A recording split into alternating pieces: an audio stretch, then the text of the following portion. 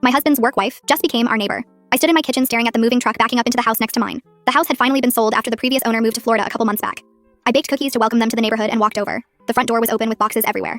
I knocked on the frame and called out, "Hello? I'm from next door. I brought some cookies." I heard footsteps coming from the back of the house, heels clicking on hardwood, and then she appeared. Blonde hair perfectly styled, pencil skirt and silk blouse like she was dressed for the office, not for unpacking boxes. A smile that didn't quite reach her eyes. "Oh my god," she said. "Elena, right? Brad's wife?" It was Megan. The Megan. My husband Brad complained about her all the time, saying she talked too much and always needed his help with projects. He said she wouldn't leave him alone, like a cockroach who never died. She had even started calling herself his work wife just because they spent so much time together at work. "Surprise," she said.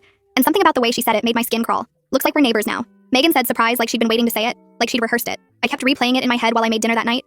The way she was dressed, the way she smiled like she'd already won something I didn't know we were competing for. Maybe I was being paranoid. Maybe it really was just a coincidence. Coincidence? I think not, because coincidences don't usually make your hands shake when you think about them. Before we get into that, let me tell you how we got here. Brad and I had been married for 10 years. We met in college and got married 2 years after graduation. We have 2 kids now. Susie was 8 and Harry was 6. We'd worked hard to get to where we were, saved every penny, made sacrifices. And last year we finally bought our dream home in the neighborhood we'd always wanted. Good schools, safe streets, friendly neighbors, or so I thought. I'd heard about Megan for years. Brad worked in finance and she was in accounting. According to him, she was the most annoying person in the entire company. She talked constantly, laughed too loud at meetings, and showed up at his desk multiple times a day asking questions she could easily Google. "She's exhausting," he'd say when he came home from work. I don't know how anyone deals with her. I felt bad for him, honestly. He'd come home stressed out with a new thing Megan did that bothered him, and then she started calling herself his work wife. Brad told me about it in disgust, said she'd introduced herself to a new employee as Brad's work wife, and he wanted to disappear into the floor. And she only continued saying it in meetings, in emails, to clients. She'd refer to herself as his office better half and laugh. "That's so inappropriate," I said when he told me. "That's Megan," he replied. "No boundaries, no self-awareness. She actually thinks it's cute. Why don't you just talk to HR?" I asked. "And say what? She's annoying?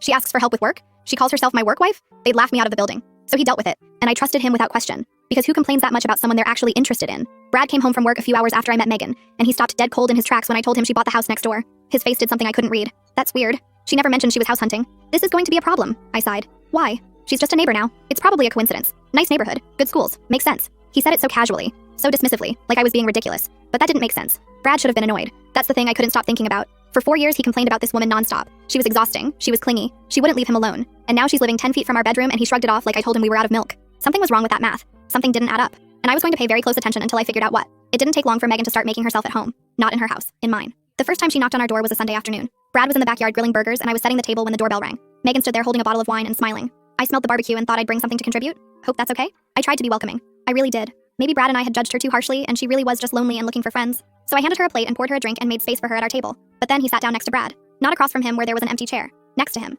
So close their elbows touched when they reached for the salt. "You don't mind, do you, Elena?" she asked after she'd already sat down. "Brad and I sit next to each other at every work lunch. Force of habit." I minded. But I smiled and said it was fine because what else could I say? Don't sit next to my husband at my own dinner table? I'd sound insane. Halfway through the meal, Susie spilled her juice, and before I could grab a napkin, Megan was already up.